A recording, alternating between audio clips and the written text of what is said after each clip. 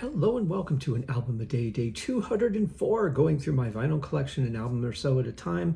This is a more recent find that I was really happy to have in my collection. It was not one I originally had, it was one that my brother had, but I did a little bit of research on it and I found something interesting. I think the one thing, if I could have anything added to Discogs, which I get would be pretty impossible to have added, but it would be really cool to know how many of any particular pressing were actually pressed. So let's say that you get a Monarch pressing of Machine Head from 1972. How many did Monarch press? Then is this a very common album? Is it kind of rare or unexpectedly rare? Maybe that particular pressing only had a short run because it only needed to cover a small area compared to, other presses that were done. So that would be really cool to know because I have a feeling that this was not a hugely pressed album, but I'm not sure. I don't know how many were pressed. But this very unique piece in my collection is the inaugural festival, which is part of what I learned in my research, of the 1980 concert at Castle Donnington. Pretty cool. I mean, just you really kind of start to understand when you look at this picture how huge this festival actually was. And you're talking 1980. So we had the California Jam, and there's something very unique about that I'll get to in a second. But when you look at how big this is, I mean, it's just absolutely massive. This was done in England, of course, and featuring one of my favorite bands, which is why I had it, why it was of interest in my childhood. And of course, I'm talking about Rainbow. You can see there are two banners here, but what's interesting about these two banners is that this was during the Graham Bonnet tour for Down to Earth, and you don't see a banner from Down to Earth. You see Ritchie Blackmore's Rainbow and Rising instead of Down to Earth. So, I mean, I could understand Rising, Ritchie Blackmore's Rainbow. You think they would have done, Down to Earth for that banner. But so I mean, this is just absolutely humongous. Take a look at that. It's killer. I don't know what the numbers of the attendance were, but I mean, it had to be pretty staggering, especially for 1980, because there weren't that many huge festivals at that point. But this is on Polydor.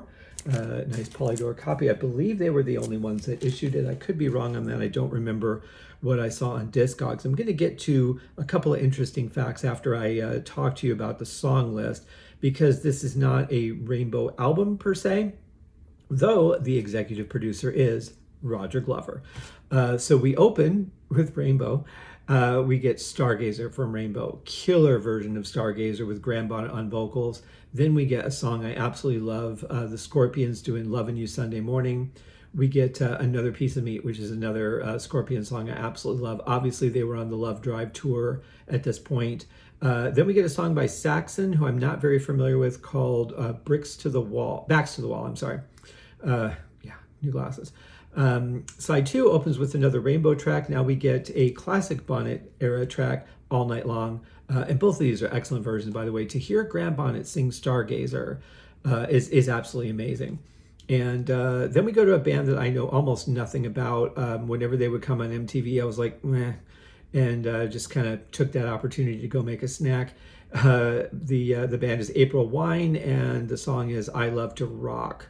Then we get to a band I know also nothing about outside of this album, a band called Touch, and the song is Don't Ya Know What Love Is. Don't Ya, Y-A, Don't Ya Know What Love Is. Makes me think they're from Minnesota. Then we end with the band Riot and a song called Road Racin'. I honestly don't remember any of these other songs because I probably only listened to Rainbow and the Scorpions on this album. I'll give it a run through at some point. But a couple of interesting things. It's kind of surprising that Rainbow would even want to do this festival. When it came to the California Jam in the mid-70s, Ritchie didn't want to do it. He didn't want to be involved in any more of the big festivals. They were nothing but a pain. They're never on time. There's always problems. And I mean, the problems certainly escalated somewhat on his behalf at that festival. So to even think about doing another big festival is kind of an interesting move. Of course, people can change their minds. They are allowed to do that. So no shade on Ritchie. I just thought it was kind of interesting after how adamant he was about not doing the California Jam, setting ridiculous requirements and those being accepted, and then him going, well, I guess we're doing it. wouldn't want to in the future would kind of feel the same way, but he must have changed his mind at some point because Rainbow played Castle Donington. Also, interestingly, as far as I've read, this was the last Rainbow gig to feature Graham Bonnet and Cozy Powell. So this is kind of a historic for multiple reasons. I don't think the sleeve had anything other than generic, but I just want to double check because I almost, oh, well, it's slightly designer, just, nice little pattern that you would get on your placemat at a restaurant. Not a great restaurant, but a restaurant. Jacket's in pretty good condition. It's a little bit dirty. It's obviously seen some life, but it is 45 years old. So, a little dirt on the back there. Let me show you the back. I don't think I did that earlier. So, they had security. I like the hat. So, I mean, overall, though, it's not bad. A little bit of ring wear, a little bit of shelf wear, kind of dirty, but for the most part, in pretty good condition. There's no holes or tears in it, so that's good. Yeah, so that's very cool. But here's something that I noticed, and it kind of disappointed me about this because it leads me to believe that this is not fully a just straight capture of the concert. It says right here, basic tracks recorded, quote, live, quote, at Castle Donington, August 1980. And it talks about who recorded it, who the engineer was. Then it talks about the production. The masters were prepared by Roger Glover because, of course, they were. It sounds great. I mean, the sound quality of it's really good. But that leads me to believe that this is, and this is very disappointing, but this is something that is one of the reasons I don't like live albums. If this was not the straight concert captured and just recorded, mixed well, and presented to us, that's disappointing to me because it's not an accurate capture. If overdubs were done, which is why I question live and basic tracks. Basic tracks isn't in quote on the document, by the way. It's just live that's in quotes. But those words lead me to believe that they brought this into the studio, they gave it a basic mix, had the bands come in or had someone do overdubs to clean up any anything that was not perfect or just had a little bit of a flub or maybe something that wasn't caught very well or a string broke or whatever. Fix those things to give better performances. I don't like that. I mean, personally, I guess I'm a bit of a naturalist. I don't think that should be done. What happened is what happened. You're capturing a live event. Whatever happened at that live event is what happened.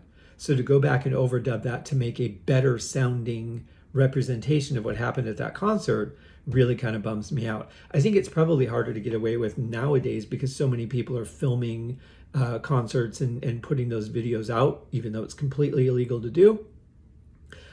So you're going to have your people that are going to match up the corrected version with the captured footage and go, okay, here's everything they fixed. So I think it's a little harder to get away with now. In 1980, obviously not a problem, but that's a little bit of a bummer for me. I don't know how you guys feel about that. Sound off in the comments. Let me know. Are you okay with live albums being overdubbed and corrected to have a better release?